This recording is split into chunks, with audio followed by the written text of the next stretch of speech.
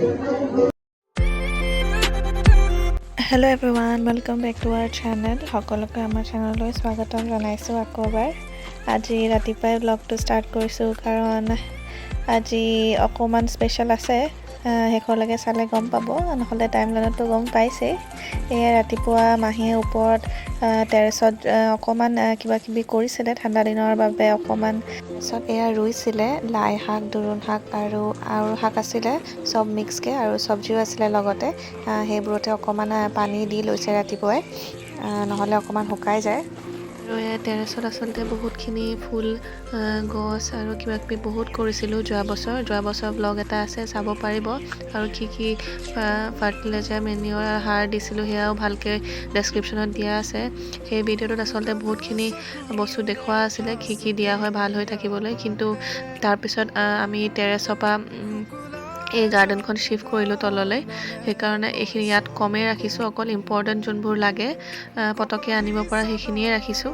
আৰু ইয়াত ব্যৱহাৰ কৰা যোনবোৰ বস্তু আছিলে সেইবোৰ আচলতে তলতো আমি ইউজ কৰোঁ। আপোনালোকে ব্লগটো চালে অকণমান আইডিয়া পাব। টেৰেছ গাৰ্ডেন ব্লগ বুলি আছে, মই ডেছক্ৰিপশ্যনত লিংকটো দি দিম বাৰু।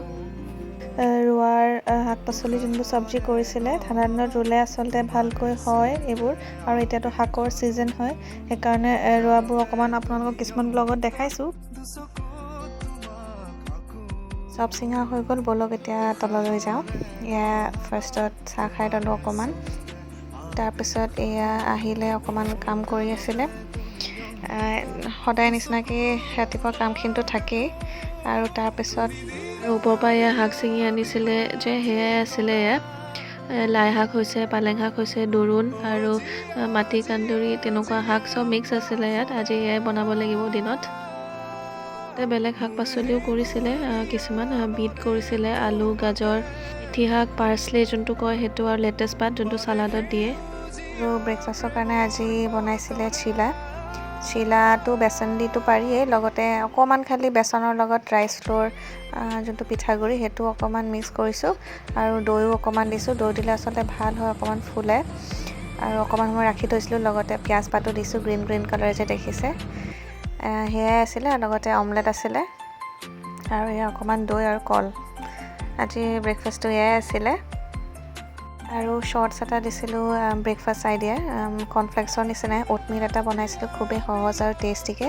সেইটো চাবচোন, সেইটো ট্ৰাই কৰিব পাৰিব আপোনালোকে কেতিয়াবা, ভাল লাগে খাই পেলাই। আৰু দিনলৈ বনাবলৈ অকণমান টাইম থকাৰ কাৰণে এয়া কিবা এটা আচাৰ এটাই বনাব লৈছিলে, জলফাই আচাৰ। জলফাইখিনি আচলতে ধুই পেলাই বইল কৰি শুকুৱাই ৰাখিছিলে দুদিনমান, শুকুৱাই ৰাখিলে ভাল হয়। সেইকাৰণে এই আচাৰটোৱে এতিয়া বনাই ল'ব বুলি ভাবিলে ৰাতিপুৱা। আৰু ইয়াৰ কেৰাহীত দিছে তেল, আৰু তেল গৰম হোৱাৰ পিছত দিছে অকণমান পাঁচফোৰণ। আৰু আমাৰ আচাৰ প্ৰায় বনোৱা হয়। লাষ্ট এটা শ্বৰ্ট দিছিলোঁ, সেইটো আছিলে আমলখি আচাৰ, সেইটো আপোনালোকে চাব পাৰিব, চেনেলতে আছে। আৰু এতিয়া জলফাইখিনি ধুই ৰখাখিনি অকণমান এনেকৈ মেছ কৰি পেলাই দি দিছোঁ তেলত। আৰু তাৰপিছত তাত দিছে হালধি অকণমান, মানে জোখ অনুসৰি, আৰু দিছে নিমখ। তাৰপিছত দিছে লাল মিৰ্চ, কাশ্মীৰী লাল মিৰ্চ যোনটো, তেতিয়া কালাৰটো অকণমান ভাল আহে। আৰু অকণমান দিছে ব্লেক চল্ট, সেইটো নিদিলেও হয়, কিন্তু আছিলে কাৰণে। আৰু তাৰপিছত এইখিনি অকণমান সময় এনেকৈ ভাজিব লাগিব মছলাখিনি দি পেলাই। মছলা ড্ৰাই ৰ'ষ্ট কৰি পেলাই এনেকৈ মিক্সিত মাৰি ৰাখিছিলে, কালজিৰা, জিৰা, ধনিয়া, আৰু এনেকৈ যোনটো মছলা দিব বিচাৰে ড্ৰাই ৰ'ষ্ট কৰি পেলাই এনেকৈ পাউডাৰ ফৰ্মত কৰি ৰাখিছিলে, দিবলৈ অলপ ভাল হয়। সেইখিনি ড্ৰাই ৰ'ষ্ট কৰা মিক্স মছলাখিনি সেইখিনিও ইয়াত দি দিছে লাষ্টত। আৰু অকণমান সময় এইখিনি ভাজি থাকিব লাগিব, তেতিয়া ড্ৰাই হৈ যোৱালৈকে আৰু মছলাখিনি ভালকৈ মিক্স হৈ যোৱালৈকে। আৰু তাৰপিছত অকণমান সময় হ'ল, আৰু তাত দিছে এয়া হোৱাইট ভিনেগাৰ দিলে অকণমান দিন ভালকৈ থাকে আচাৰটো, প্ৰিজাৰ্ভেটিভছ হিচাপে কাম কৰে। আৰু মিঠাৰ কাৰণে দিছে, যিহেতু চেনি দিয়া নাই সেইকাৰণে গুড় আছিলে, গুড়ৰ পাউডাৰ যোনটো, সেই পাউডাৰটো দিছে। আপোনালোকে যদি গোটা গুড় থাকে সেইটো ভাঙি পেলাই ভালকৈ মিহি কৰি পেলাই দিব পাৰিব, তেতিয়া অকণমান স্মুথ হয় হেৰিটো। আৰু মিঠাৰ কাৰণে সেইটো দি হৈ যাব তেতিয়া। আৰু গুড় দিয়াৰ পিছত অকণমান সময় আৰু ৰাখিব লাগিব। আৰু এনেকৈ ভাজি অকণমান সময় হ'ল, দেখিবলৈ অকণমান বেলেগ হৈছে, সেইটোলৈ নাযাব, কিন্তু টেষ্টটো ভাল লাগে খাই পেলাই। আপোনালোকে যদি অকণমান গোটাকৈ ৰাখিব বিচাৰে তেতিয়াও ৰাখিব পাৰিব জলফাইখিনি। তেতিয়া তেনেকৈও ভাল লাগে। অকণমান আমি পেষ্টকৈ ৰাখিছোঁ আৰু এইখিনি তাৰপিছত হৈ যাব, ঠাণ্ডা কৰি ৰাখিব লাগিব। আৰু এয়া ওপৰৰ পৰা যে ছিঙি আনিছিলে টেৰেছৰ পৰা লাই শাক, দোৰোণ শাক আৰু টিকাণ্ডুৰি আৰু এনেকৈ মিক্সকৈ আছিলে শাক, বাকী শাকখিনিৰ নামটো নাজানো। আৰু সেয়া শাক ভাজি বনাব লৈছিলে দিনৰ কাৰণে। ঘৰৰ ফ্ৰেছ শাক খাই মানে কিবা এটা ভাল লাগে, যিহেতু অৰ্গেনিক হয়, একো সাৰ নিদিয়া। আৰু শাক চব্জিটো চবেই বনাব জানেই, শাকৰ এইখিনি চিম্পল হয়। এনেকৈ পিঁয়াজৰ লগত আদা নহৰু অকণমান এনেকৈ কুটি দিছে আৰু তাৰপিছত অকণমান সময় এনেকৈ ভাজি লৈছে। আজি লাঞ্চটো চিম্পলে আছিলে, শাক চব্জি আৰু লগতে দাইল এনেকৈ চিম্পলকৈ বনাব। আৰু এয়া শাকখিনি ভালকৈ কুটি বাছি ধুই লৈছিলে, তাৰপিছত তাত হালধি দিছিলে আৰু নিমখ দিছিলে।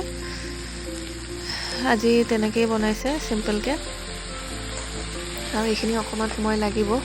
তাৰপিছত আৰু আমি ব্লগ দি আছিলোঁ, আগৰ ব্লগবোৰ চোৱা নাই যদি চাব, আৰু শ্বৰ্টছো দিছিলোঁ, ব্ৰেকফাষ্টৰ ৰেচিপি এটা দিছিলোঁ আৰু আচাৰবোৰ মাজে মাজে দি থকা হয়, সেইবোৰ চাব। আৰু ছাবস্ক্ৰাইব কৰি ৰাখিব চেনেলটো, তেতিয়া আৰু বেল আইকনটো ক্লিক কৰি ৰাখিব, তেতিয়া ন'টিফিকেশ্যন পাই যাব নতুন ভিডিঅ' দিলে।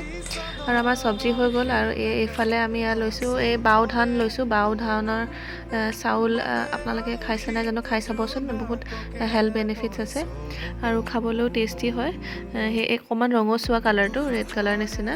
আৰু এখন প্লেটৰ শ্বৰ্টছো দিছিলোঁ, সেইটোও চাব পাৰিব। আৰু লগত দাইল আৰু অকণমান চালাড আৰু স্প্ৰাউটছ আৰু শাক ভাজি যোনটো বনাইছিলোঁ, সেয়াই আজি লাঞ্চ কৰি ল'লোঁ আমি। আৰু এয়া আছিল আগদিনাখনৰ ক্লিপ, খবৰ ল'বলৈ বুলি জোৰোণৰ দিনা গৈছিলোঁ। তলতে মাহীহঁতৰ তলৰ ফ্ল'ৰতে আছিলে, তাত লোৱা অকণমান ক্লিপছ এয়া। এয়া স্পেচিয়েল কিবা আছে বুলি যে কৈছিলোঁ আবেলিলৈ, সেয়া আছিলে বিয়া। আচলতে যোৱাকালি যাক খবৰ ল'বলৈ গৈছিলোঁ, সেয়া বাৰ আছিলে বিয়া আজি আবেলিলৈ। সেইকাৰণে এয়া অকণমান কাপোৰ ৰেডি কৰি লৈছে যাবৰ কাৰণে, এয়া ৰেডি কৰি ৰাখিছে। এই কাপোৰযোৰ আগৰে আছিলে মাহীৰ, ভাবিলে অকণমান মডিফাই কৰি পেলাই অকণমান চিলাব, ব্লাউজটো বেলেগ এটা কালাৰ দি পেলাই, যিহেতু কালাৰটো খুব মৰম লগা, লাইট কালাৰ।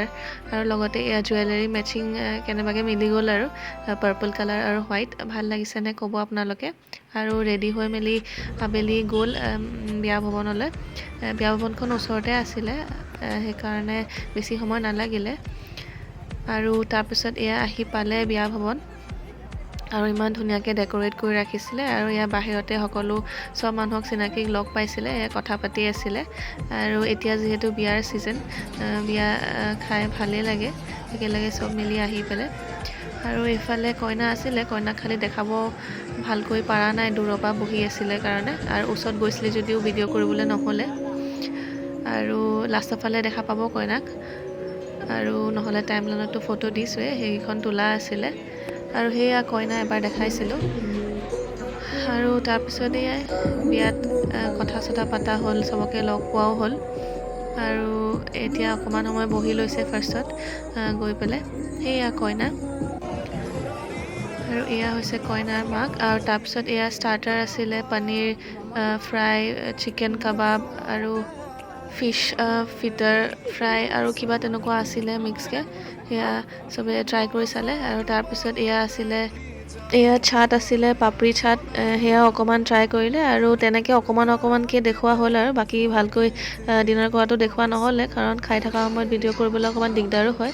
এইটো আছিলে ৰিচেপশ্যন, আৰু ৰাতিলৈ দৰা আহিব, কিন্তু তেতিয়ালৈ ৰৈ নাথাকিলে মাহীহঁত। আৰু ব্লগটো ইমানতে শেষ কৰোঁ, নেক্সট আকৌ ব্লগত লগ পাম, তেতিয়ালৈ ছাবস্ক্ৰাইব কৰি ৰাখিব। আজিলৈ আহোঁ, বাই।